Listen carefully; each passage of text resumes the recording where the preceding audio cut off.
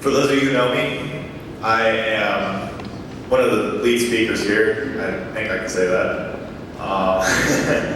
So, one of the lead speakers. It's been 2 months since I've been here and spoken. It's been a really long time. For those of you who know me, I hunger to fulfill what the Word of God has said and to preach it to the people. And so when I don't get to preach, I become very sad. But in the place the Lord's kind of had me in these past 2 months has just been in this season of increased hunger and joy. How many people know what I'm talking about? It's just this season that the Lord has had me, and it's just everything's been going great, nothing's been going wrong. The Lord's just kind of been pouring out His Spirit on me, anointing me with joy day in and day out, and I've just been hungry for Him. And so while I've been in that season, the Lord's kind of just been speaking to me, and He said, I just want you to study the Gospels. I said, all right, Lord. So I started with Matthew and went all the way through, and then the Lord put this passage on my heart. And that's where I'm going to be speaking out of tonight. So if you have your Bibles with you, turn with me to John chapter 15. John's Gospel. I think last time I was here I pre-showed John's Gospel. One of the things that I love so much about John's Gospel is that it's just unlike any other Gospel. You know, Matthew, Mark, and Luke kind of write a synopsis of what Jesus did in His life, but I believe that John writes something more than that. It's something of a love letter of what Jesus does in His ministry. So chapter 15, verse 5, I'm going to skip around, but I'll let you guys know when I skip.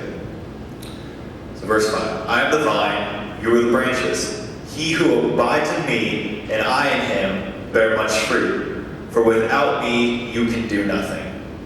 Go to verse 7. If you abide in me, and my word abides in you, you will ask what you desire, and it shall be done for you.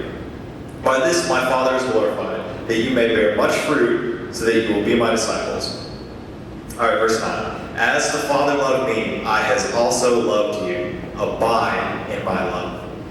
If you keep my commandments, you will abide in my love, just as I have kept my Father's commandments and abide in His love. These things I have spoken to you, that my joy may remain in you, and that your joy may be full. This is my commandment, that you love one another as I have loved you. So tonight I want to preach a message to you. It's titled this, Abounding Joy. Abounding Joy. Everybody shout joy. Joy. Shout it again. Joy. Alright, so abounding joy. So during this time of the season, the Lord's kind of had me, and it's kind of just been, like I said, increased hunger, increased joy. And as I was inside of that season, I just began to ask the Lord. I was like, Lord, I just want to operate in the prophetic.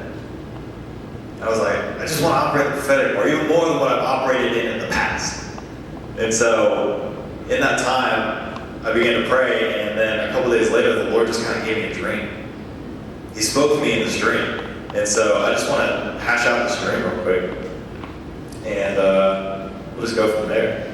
So, here we go. So in this dream, I was asleep, while I was asleep, and I woke up, got some things together, put some stuff on, put my backpack on, and I went out on this journey. So I'm walking, don't know where I'm going, and immediately I'm put into this dark cave, and as I'm in this cave, there are people that are lined up against the walls. And so I go and I'm walking along, I speak to one person, say a word, boom, they disappear. So I go to the next person, boom, disappear. Next person, boom, disappear. And so on and so on. And so as this is going on, it happens as I start walking out of this cave, and I find myself walking next to this lake. And so I'm walking next to this lake, and I look behind me, and all the people that I had spoken to previously were now following me. And so I just keep walking, and then the scenery changes, and all of a sudden, I'm walking towards this well. And so as I'm walking towards this well, I come over to it, I kind of take all my stuff off, and I start drawing water out of this well.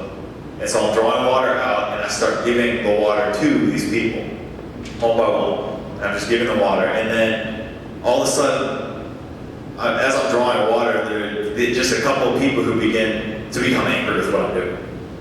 And they're just mad at me, and I'm just still drawing water, and then they begin to mock me for what I'm doing. And so they're just mocking me, and they're angry with me, and in that moment, I become very angry at them because they're angry with me. And so as I'm drawing this water, I look back down towards the well, and the water starts to turn black. And so I become very discouraged. I go off to the side and I sit down, and as I'm sitting there, just kind of brooding and lamenting, I felt like kind of two hands come around my head, and then as they grab my head, I go to look up, and as I look up, I begin to wake up from the dream, and then the Lord spoke to me, and He said this. He said that your words will be like water to the masses. The world just needs you to have joy. So my first reaction is, what? What does that even mean? My words are like water to the masses. I was Lord, I don't want my words to be like water. I want my words to be like fire. I want to preach fire. Because I was influenced by, Prophet Elijah, hallelujah, calling out fire. And that is just in my mind. I just want my words to be like fire for the masses. But I came to realize the Lord kind of just put this passage, or this scripture on my heart as I was just kind of meditating. And it says this in Isaiah 12:3. It says, with joy you will drink deeply from the fountain of salvation. So in that dream, as I'm serving water, it switches in an instant when I become angry and discouraged at the people who are mocking me. And I'm not serving water anymore because my joy is gone. And this is what I finally came to realize, is that the world just needs us to have joy. Because if we don't have joy, nobody else will. That's the reality of it. Is that why is it that we as Christians can be some of the most joyless people you've ever seen? Why is it that when you can walk into your workplace, you can walk into a church and see some of the most broken people, some of the most unhappy people you've ever seen? And I remember it was about, 8 months ago or 9 months ago, I worked for Chick-fil-A, I'm a manager there, and I found out that True Kathy died. So I go in the next week and go in, put my clock and pin in, and so as I'm standing there, I'm like, I can help the next guest. And they come up, and it was an elderly man, and I remember it like it was yesterday. He comes up to me and he says, I just want a chicken sandwich, and I want a senior coffee, and I want this, this, and this. And I'm like, oh, sir, we can do all that for you, but we discontinued. We don't do senior drinks anymore. And then his reaction to me is like, well, I guess that happened because Drew died. I guess the whole company's just going down now, and you guys are going to probably start opening up on Sundays and start selling pork or...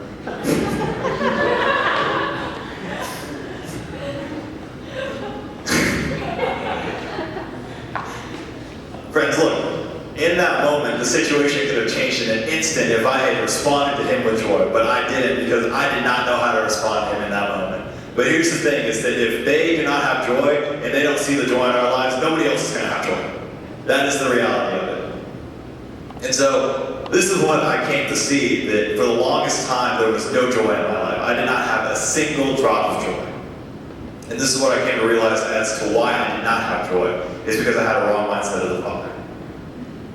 I didn't realize the worth of salvation in my life, and I didn't realize who I was in God. So, during that time of not knowing who I was and not having joy was because I didn't truly have a grasp of what salvation meant in my life and what the Father wanted to do through me.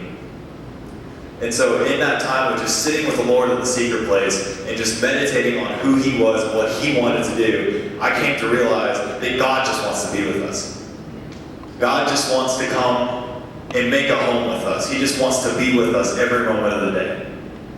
It says this in James 4:8. It says that draw near to God, and God will draw near to you. And that's not one of these weird statements like, if you do this, I might come into your bedroom, or if you do this, I might come into the secret place and maybe visit you and maybe give you some little drop of my glory. No, it says if you draw near to God, God will draw near to you, which makes me believe that God wants to be with us because He loves us. Is that the Father would not send His Son into the world unless He loved us. And for the longest time, I just thought of God as this angry dad who was just waiting to pour out His wrath on a nation, and just rained down fire. He was just sitting up in heaven and looking down and just saying, well, they're done for. I mean, I really can't do much more than send my son out on the cross. And, I mean, I don't know what else to do. I guess they're just done for. I mean, we're just counting down the days until I pour out my wrath again and people get killed. No, like that's not the Father's reaction towards us. The Father's whole mindset towards us is that He loves us and He wants to be with us. It's the simple thing that we've kind of made complicated and kind of tried to twist it around like, well, maybe, God doesn't want to be with us, but instead maybe He just wants to pour out some fire on us or pour out some wrath, or maybe He wants to kill us. Like, no, like God's not like a dad that's like, son, you better not touch my favorite Babe Ruth autographed baseball or else I'll lay a whooping on your tail.